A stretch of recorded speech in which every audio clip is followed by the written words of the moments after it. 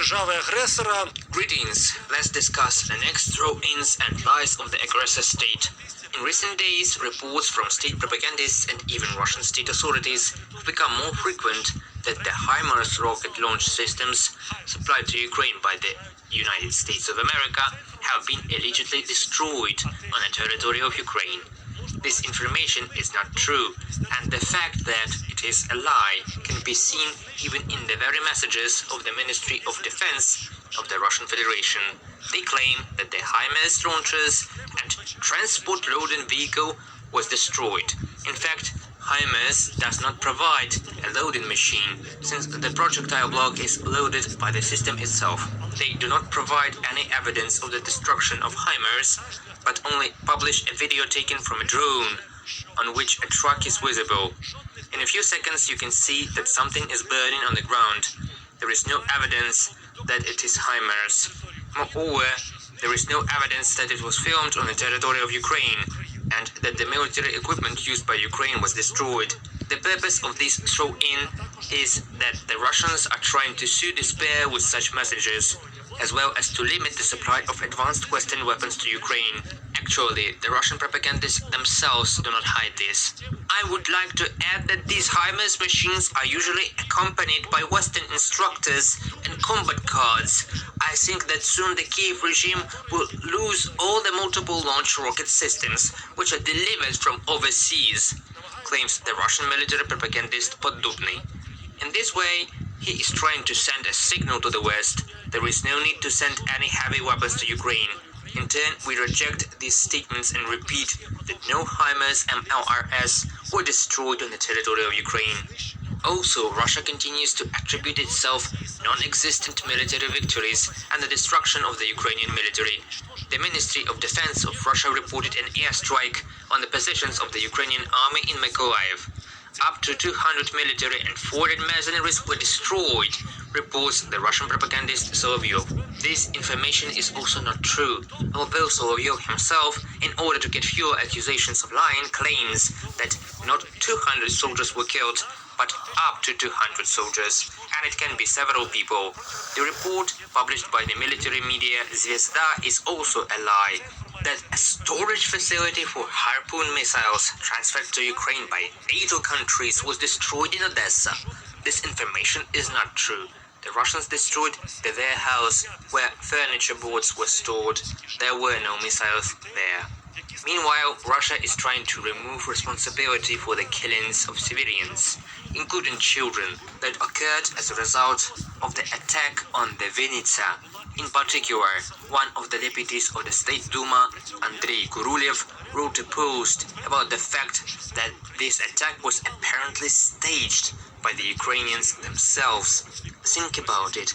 As a logical statement, he proves that Ukrainians themselves killed Ukrainians in Bucha.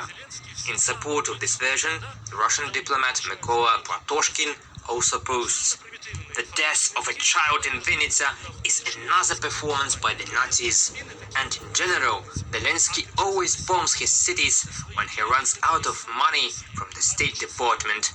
This is an absolutely primitive information dump, but it is designed for internal Russian consumption, which believes even in greater nonsense. Meanwhile, Russia needs to justify its actions on the territory of Russia itself. After all, numerous victims among civilians, in particular among children, cause more and more questions among the most ordinary Russians. Moreover, Russian propagandists are outraged that ordinary Russians do not support military rhetoric. They know a little about Russian propaganda channels that publish poetry to support the war that Russia has unleashed against Ukraine. Propagandist Zahar Prelepin writes about this. He is outraged that the Russians do not want to watch songs written in support of the war on YouTube. These novelties are information about nothing. He said he was outraged that Yulia Checherina's song called "The Red Army is the Strongest" got only 8,000 views on YouTube. The only thing that we can say is that sincere propaganda is primitive. The Russians can no longer listen to it. An example of how Russian propaganda lies and manipulates can be seen in how they covered the attack on Vinnytsia. In particular, as soon as this attack was made, Russian propagandist Margarita Simonyan stated that it was an attack on the House of Officers.